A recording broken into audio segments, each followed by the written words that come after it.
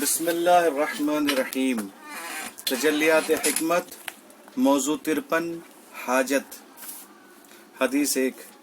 جس نے اپنی حاجت کسی مومن کے سامنے بیان کی، اس نے گویا اللہ کے حضور اپنی ضروریات بیان کی، اور اگر کوئی اپنی حاجت کسی کافر کے سامنے بیان کرتا ہے تو گویا وہ اس سے اللہ کی شکایت کرتا ہے۔ حدیث 2۔ ضرورت پوری نہ ہونا کسی نااہل سے مانگنے کے مقابل زیادہ آسان ہے۔ حدیث 3۔ قضاء حاجت صرف 3 چیزوں کے ذریعے پائیدار ہو سکتی ہے: اسے چھوٹا سمجھے تاکہ وہ بڑی ہو جائے، اسے پوشیدہ رکھے تاکہ ظاہر ہو جائے، اور اس میں جلدی کرے تاکہ وہ خوشگوار ہو جائے۔ حدیث 4۔ جس پر اللہ کی نعمتیں بڑھ جاتی ہیں اس کے پاس لوگوں کی ضرورتیں بھی بڑھ جاتی ہیں، لہذا جو ان نعمتوں کو اللہ کی راہ میں انفاق کر دیتا ہے تو اللہ اس کی نعمتوں کا دوام بخش دیتا ہے، مگر جو ان میں سے واجب مقدار نہیں نکالتا تو اللہ اس کی نعمتوں کو تباہ و برباد کر دیتا ہے۔ حدیث 5۔ ضرورت کے وقت خضوع و خاکساری اور بے نیازی کے موقع پر سرد مہری کتنی بری بات ہے۔ حدیث 6۔ جس سے چاہو اپنی ضرورت بیان کرو لیکن تم اس کے اسیر ہو جاؤ گے۔ حدیث 8۔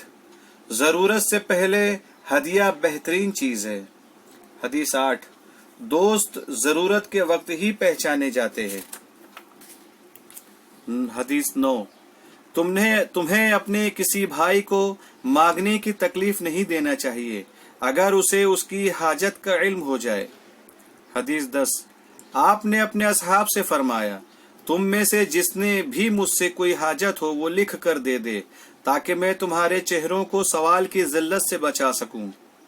حدیث 11۔ اپنی ضرورتوں کے معاملے میں بادشاہ کی بے اتنائیوں پر صبر کرو، کیونکہ تم نہ تو اس کی سب سے بڑی مشغولیت ہو اور نہ ہی تمہاری وجہ سے اس کے امور کو استحکام حاصل ہے۔ حدیث 12۔ ضرورت مند کو کل پر نہ ٹالو کیونکہ تمہیں کل کی خبر نہیں۔ حدیث 13۔ ضرورتوں کو عزت نفس کے ساتھ بیان کرو کیونکہ بلا شبہ حاجت روائی تو اللہ کے ہاتھ میں ہے۔ حدیث 13۔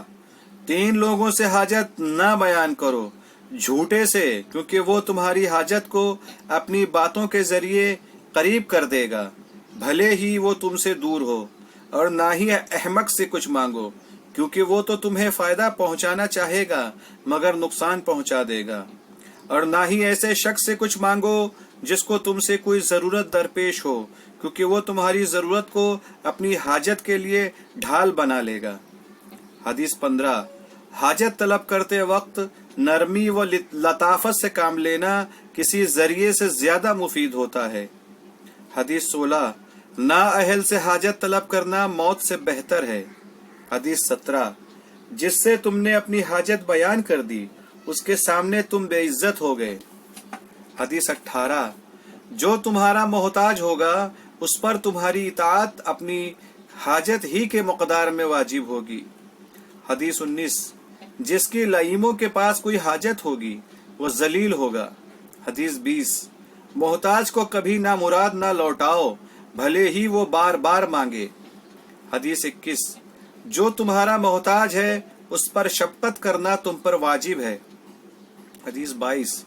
یقیناً لوگوں کی تمہارے پاس ضرورتیں اللہ کی تم پر نعمتوں کی طرح ہے، لہٰذا ان نعمتوں کو غنیمت جانو اور ان سے بددل نہ ہو جاؤ کہ نتیجتاً وہ عذاب و سزا میں بدل جائیں گی۔ حدیث 23۔ مجھے اس آدمی پر تعجب ہے جس کے پاس اس کا کوئی مسلمان بھائی کسی ضرورت کے تحت آتا ہے مگر وہ اس کی حاجت روائی سے انکار کر دیتا ہے اور اپنے بھائی کو اچھائی کا اہل نہیں پاتا۔ بہت ممکن ہے کہ اس کے نزدیک امید کے لائق کوئی ثواب اور ڈر سے کہ جانے کے قابل کوئی عقاب ہی نہ ہو۔ کیا تم مکارم الاخلاق میں زہد برتتے ہو؟ السلام علیکم ورحمۃ اللہ وبرکاتہ۔